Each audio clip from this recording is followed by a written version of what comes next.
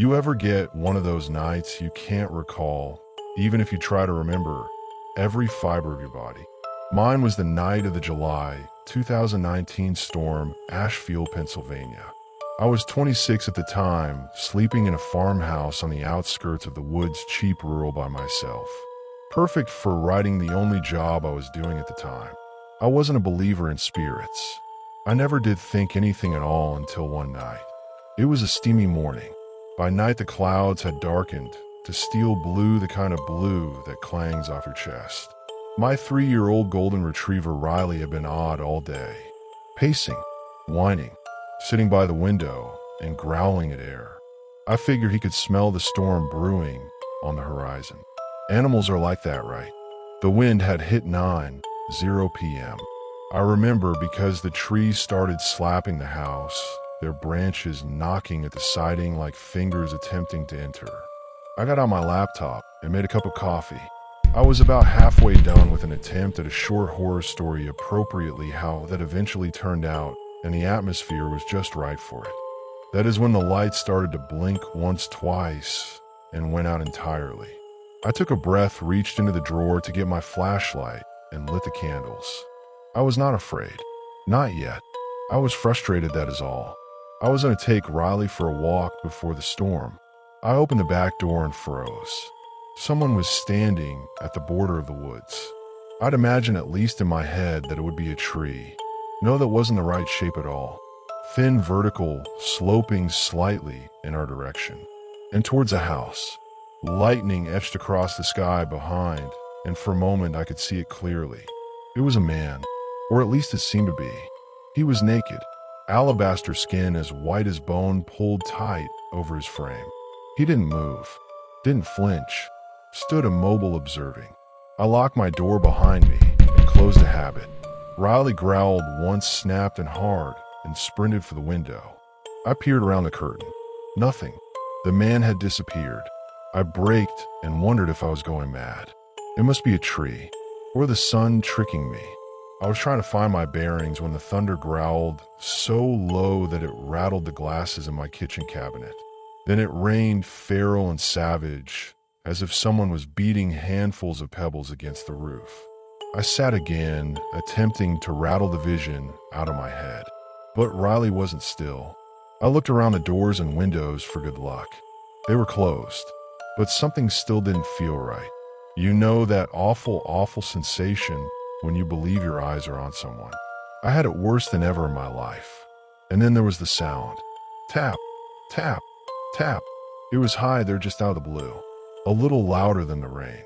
I figured maybe it was the trunk of a tree banging into the window for the umpteenth time. But when I came into the front room and shoved the curtain aside, I saw him, standing on the other side of the glass. His face on the glass. Blank. Eyeless.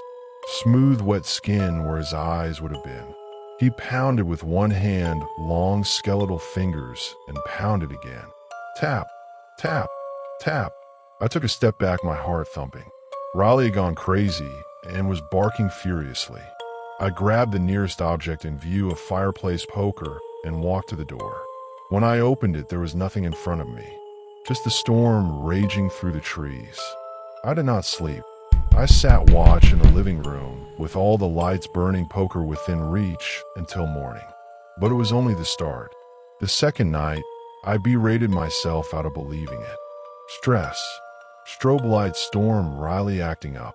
I assured myself that there was no man, that I was dreaming, that there are no people such as those without eyes that bang against windows in the course of storms. That lie lasted until the third night. It rained once more. Not heavy, but constant. Riley hadn't left the house all day long, not even to urinate. He just curled at the door, ears back, eyes bug-eyed out. At midnight, I heard moaning on the floor above. Now pay close attention, I do not have an attic. I sat rigid on the couch, waiting to hear. The steps creaked slow, right above my head. Then scratch, scratch, scratch, as if fingers on wood. I crept up the stairs. My whole mind was yelling not to, but I had to. I had to remind myself that there was nothing there. There was a ceiling tile at the top of the stairs, one that I never even touched, let alone opened. It was hanging open halfway. I stood before it racing hard and mouthed no. No, no, no. Something moved behind it. I swear to God. Low creak. Someone rolling over on their side. I took a step back and called 911. The dispatcher was Carla. I told her that I thought an intruder had broken into my home. Is the intruder in the house? She asked. I replied, yes, I think so. In the attic. There was a silence. Then she said, sir, could you repeat your address? I told her. There was another silence. Sir, we received a call here last night on this number. Are you living alone? I tensed. I didn't ring you, I said. I am living alone, me and my dog. She replied, well, we received a call from this number. No one said anything. Heavy breathing. We sent an officer over, and no one opened the door. I was icier than ice. I slept no more. The attic was still quiet the second night, but on the next day, I noticed it had muddy footprints in the second floor hallway. Footprints of a human bear. But strange, the rugosities of the toes seemed to be longer than they should have been, and there were more of them than they should have been. I tried to shake it free. Unbuckled, satchel slouched back, cradled. Riley climbed into my car, but nothing. Good battery. Full tank of gas. No cause for it. Just dead. It rolled back that night, the thunderstorm louder than ever I'd heard. It sounded like the sky tearing itself in two. And I heard the voice. It was the fireplace.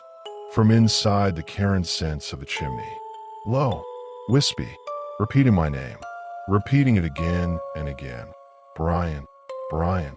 I ran up the stairs, closed the bedroom door, jammed the door with furniture. Riley was shaking in the corner. I swear I heard something moving through the vents, creeping from room to room. Then tap, tap, tap. The window. Again. But this time it was on the inside. He was in my room. In the corner. I don't know how he got there. Maybe the attic, maybe the air ducts, maybe he had been there all the time. He just sat there, still rain, trickling off his white face onto the wooden board. No eyes.